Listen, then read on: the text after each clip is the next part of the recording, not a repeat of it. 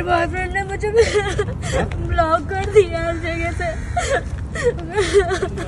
Boyfriend ने block कर दिया तो जान क्यों दे देने का?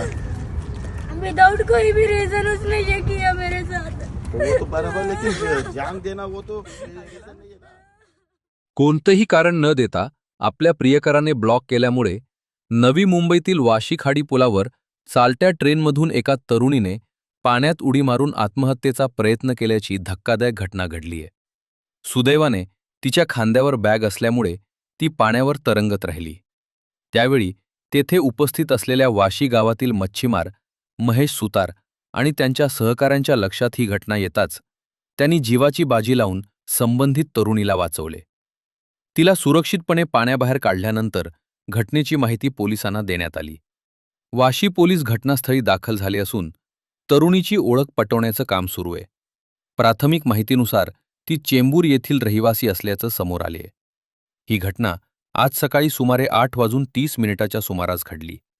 कोणतेही कारण न देता आपल्या प्रियकराने ब्लॉक केल्यामुळे आपण हे पाऊल उचलल्याचे संबंधित तरुणीने सांगितले। या प्रकरणी पोलिसांकडून अधिक चौकशी सुरू आहे। मेरे बॉयफ्रेंड ने मुझे ब्लॉक कर दिया हर जगह से। बॉयफ्रेंड ने ब्लॉक कर दिया तो जान क्यों दे देने का? विदाउट कोई भी रीजन उसने ये किया मेरे साथ। तो वो तो बराबर, लेकिन जान देना वो तो रीजन नहीं है ना। एक बार जान दिया तो जिंदगी जाएगी, उसको तो कोई और भी मिलेगी। आज दिनांक 10/3/2026 रोजी रात्री आम्हाला नियंत्रण कक्षावरून कॉल आला होता की वाशी खाडी पुलावरून रेल्वेतून एका तरुणीने उडी मारून आत्महत्या करण्याचा प्रयत्न केलेला आहे।